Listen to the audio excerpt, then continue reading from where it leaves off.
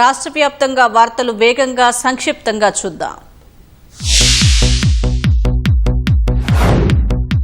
హైదరాబాద్ ముషీరాబాద్ నియోజకవర్గంలోని పలు ప్రాంతాల్లో అక్రమంగా ఏర్పాటు చేసిన కట్టడాలను జీహెచ్ఎంసీ కూల్చివేసింది. సుందరయ్య పార్క్ సమీపంలో ఏర్పాటు చేసిన అక్రమ నిర్మాణాలను తొలగించారు. తమకు వచ్చిన ఫిర్యాదుల మేరకే ఆక్రమణలు తొలగించామని అధికారులు స్పష్టం చేశారు.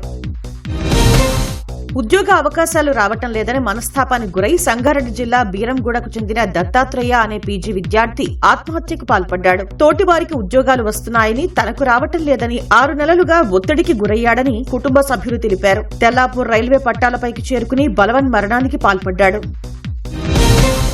భూపాలపల్లి జిల్లా కమలాపూర్ వద్ద జరిగిన రోడ్డు ప్రమాదంలో 2 మృతి చెందారు. రెబ్బ శ్రీకాంత్, గాదె మహేష్ తమ బంధువుల ఇంటికి ద్విచక్ర వాహనాలపై వెళ్లి తిరిగి వస్తుండగా క్రాస్ రోడ్ వద్ద ఎదురెదురుగా అతివేగంతో ఢీకొన్నాయి. ప్రమాదంలో 2 అక్కడికక్కడే ప్రాణాలు కోల్పోయారు.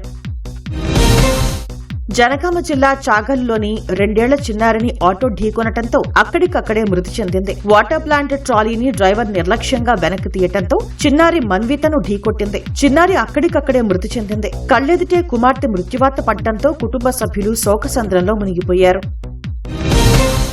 హన్మకొండ జిల్లా కాజీపేటలో అపశృతి చోటు చేసుకుంది. ఛత్రపతి శివాజీ శోభాయాత్రకు ఏర్పాట్లు చేస్తుండగా 11 kV విద్యుత్ తీగలకు ఇనుప పైప్ తగలటంతో ఓ యువకుడు అక్కడికక్కడే మృతి చెందాడు. మరో 2 యువకులకు తీవ్ర గాయాలయ్యాయి. క్షతగాత్రుల్ని ఆసుపత్రికి తరలించి చికిత్స అందిస్తున్నారు.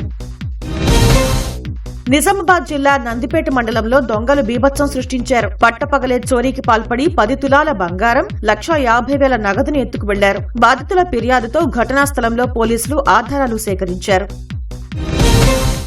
నిజామాబాద్ జిల్లా డిచ్పల్లి మండలం ధర్మారం బి వద్ద కారు బీభత్సం సృష్టించింది. అదుపు తప్పి ఇంట్లోకి దూసుకుపోవడంతో ఇంటి ప్రహరీ గోడ పూర్తిగా ధ్వంసమైంది. డిచ్పల్లి నుంచి నిజామాబాద్ వెళ్తుండగా నిద్రమత్తులో వాహనం అదుపు తప్పి ప్రమాదం జరిగిందని స్థానికులు తెలిపారు. కారులోని వ్యక్తికి గాయాలు కాగా చికిత్స నిమిత్తం ఆసుపత్రికి తరలించారు.